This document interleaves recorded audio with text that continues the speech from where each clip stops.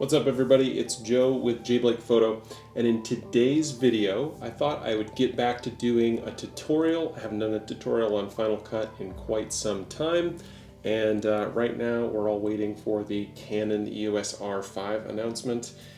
So I thought I would sit down and show you what I think are the top 10 ways to speed up your workflow in Final Cut.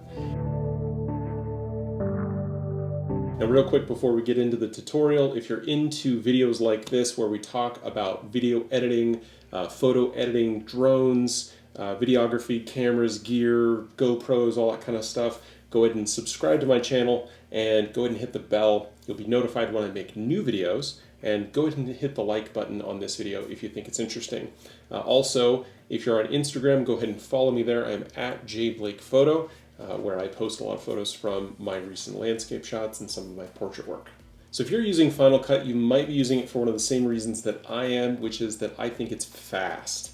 It lets me quickly edit and turn around videos. The user interface is easy for me and simple, but there really is a lot of power underneath the hood.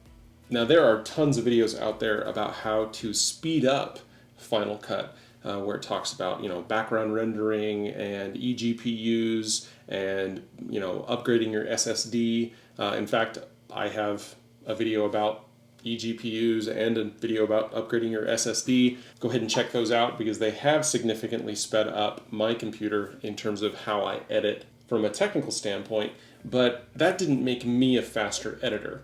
So I have learned a handful of tricks. Both on my own and also through watching other YouTube videos, and I just wanted to go through with you some of the things that I think just make me faster.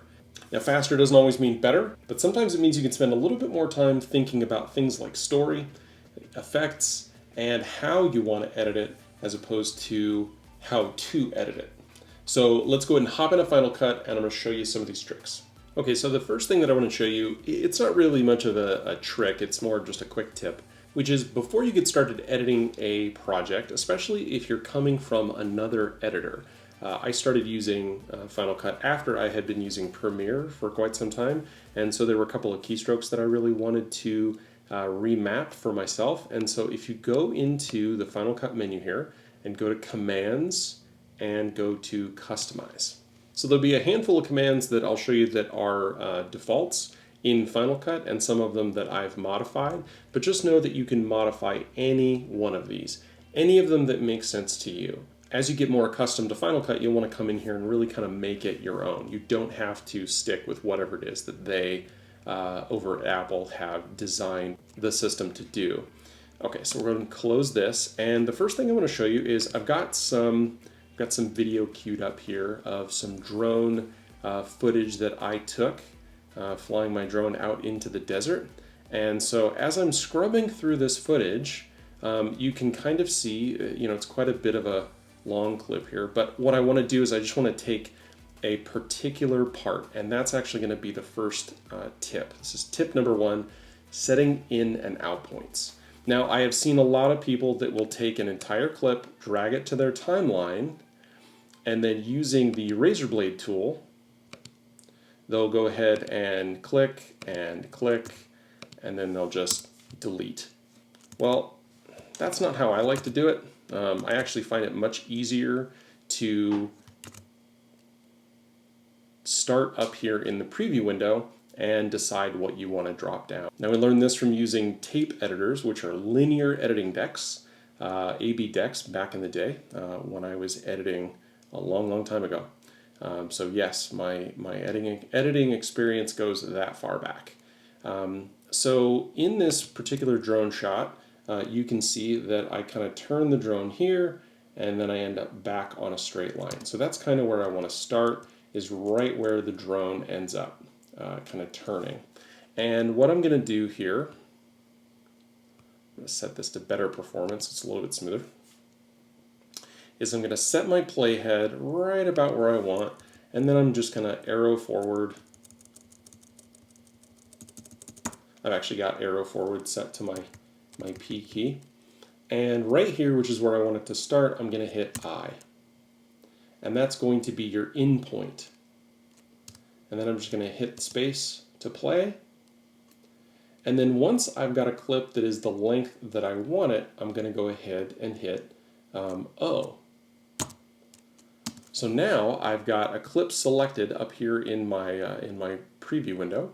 And now here is the second tip, which is to use the E key to drop this down onto your timeline. So now you can see that I have dropped that clip down onto the timeline.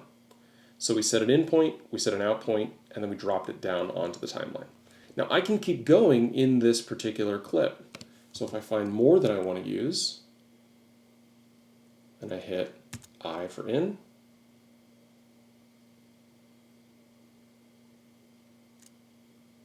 and I hit O for out. Now I don't want to use that clip because it's super jerky, but here you can see that I angled the camera down. So I'm going to hit I for in.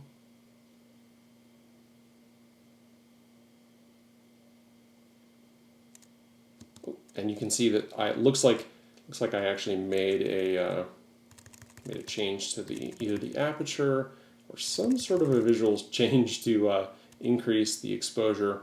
So I'm just going to go right to the frame just before that happens, right there, and I'm going to set that as my out point. So now I've got my two clips.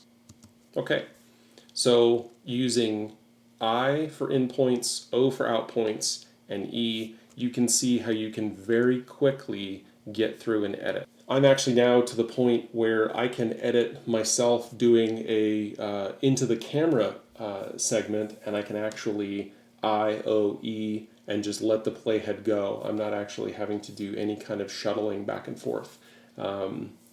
Sometimes I have to pause and go back just a little bit, but just it's I, O, E, I, O, E, I, O, E all day long. Okay, so right now I've got my view in list mode, right, where you can see all the different file names and all of the metadata associated with them. But I actually prefer using film strip view. It's just more beneficial for me in terms of how I edit. So this is actually how I'm normally looking at my clips. And what you'll see here is these little orange lines. So that is another tip. It's super helpful to know which parts of your clip are already a part of your timeline, especially when you're shooting drone footage or GoPro footage and you don't want to reuse the same clip multiple times. So the way to activate that is to go up into View, Browser, Used Media Ranges. Okay? And what that'll do is that'll show you where your clips are. So now let's say that you are further down in your edit and you want to know where a particular clip is in your browser. Okay, so maybe you're down here and you're scrolling through part of your video, and you drop that down. You're using I, and you're using O, and you're dropping that down on your timeline. But you want to know where this clip is, right? This first clip. So you're going to select it, and then the quickest and easiest way is to hold down Shift plus F. And what it will do is it will actually take you back to that clip. So there is that clip. And you can do that with all of yours. So maybe there's another clip adjacent to it that you want to grab, or maybe you just didn't like that particular angle and you want to change it up.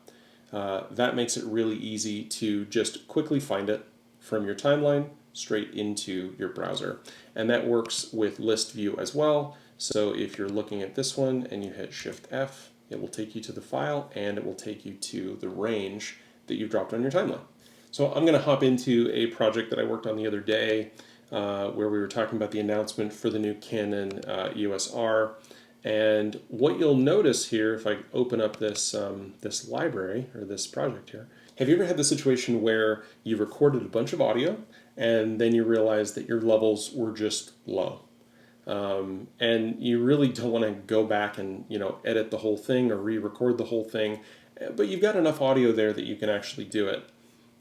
All you need to do is bring the audio up, and you recorded everything the same way, so you really kind of just need to bring it all up the same amount. The easiest way to do that in Final Cut is to select all the clips that you want to increase, right? So let's say Let me zoom in a little bit more so you guys can see. So now I've got all of these clips selected here. And all you need to do is hit Control+.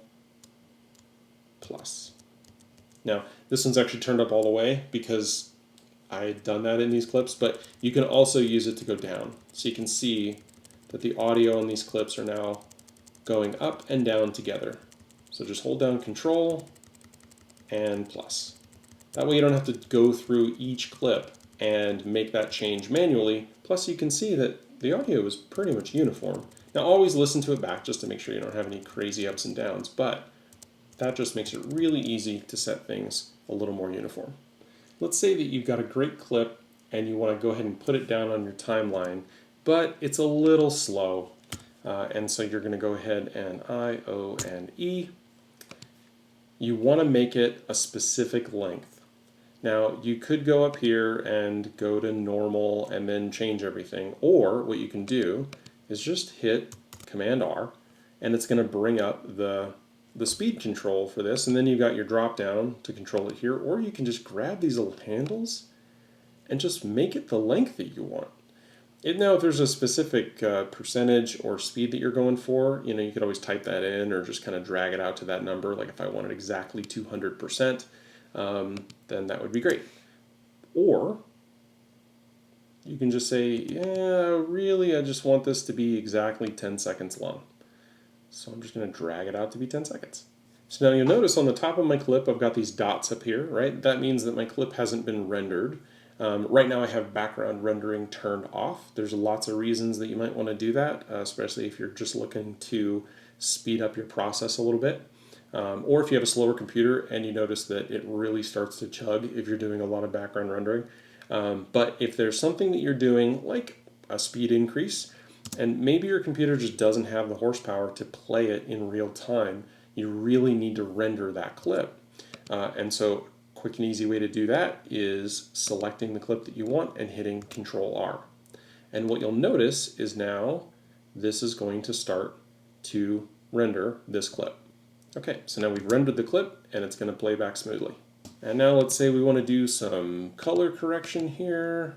So we'll turn on our scopes, we'll go into our exposure control here, and we'll bring up some of our highlights, and we'll bring down our shadows maybe, and adjust our midtones just a little bit. We'll bring up some saturation. Maybe we want to add in just a little bit of vibrance. Okay, we'll drop that on there. Maybe we want a little bit of sharpening. So drag some sharpening on there. All right, so now we've got a ton of effects on this, and we are looking good. And if we don't background render it, it'll probably play. But even on my MacBook with a Vega 56 eGPU, it's still a little stuttery. So let's go ahead and render this. So I'm going to hit Control+R. And now we've got ourselves a rendered clip, and we can see what it looks like. You're going to watch it in full screen. Okay, great. All right, so now I've got these effects on here, and I really kind of like how this looks. I want to actually warm this up just a little bit. So I'm going to go in here, and so I like that. And again, I would have to render that. Okay, and now what I want to do is I actually want to apply the same effects that I've applied to this clip to these clips. So what I'm going to do is I'm going to use Command+C, which is going to copy this clip, and then I'm going to select this clip, and I'm going to hold down Command+Shift+V. So normally you would Command+V to paste, but I'm going to do Command+Shift+V, and it's going to bring up this dialog, and it's going to say that copied from that clip to this clip, I want to do the attributes. So specifically the effects, because the rest of it is the same. I haven't done any transformations or cropping on that other clip, so I think we're good. If you're doing a lot of editing on a older or lower end computer, I mean, up until recently, I was still editing all my footage on a 2011 iMac, and I was doing just fine. You know how I did it? I only edited 1080p. So even if you're shooting with a drone or shooting with a GoPro, If you know that you're going to be editing at home on a machine that really can't handle 4K or can't handle H.265 HEVC, that highly compressed video, shoot in 1080p. It'll be fine. Honestly, it's going to save you a lot of headaches. Okay, and that's it. So those are just a couple of really, really quick things, especially if you're new into Final Cut, that I didn't know when I started. And if you look on YouTube for how to speed up Final Cut or speed up your editing, all you're going to see, or what I saw when I went searching, were a lot of videos about how to make it faster, like how to make your computer faster. Well, honestly, even if you make your computer super fast, these tips will make you way faster than you could ever upgrade your computer. Anyway, I hope you liked this video. I hope you like these tips. I hope these work for you. If you've got any great tips, go ahead and throw them down in the comments. Go ahead and hit subscribe and like, and I'll see you in the next one. Thanks.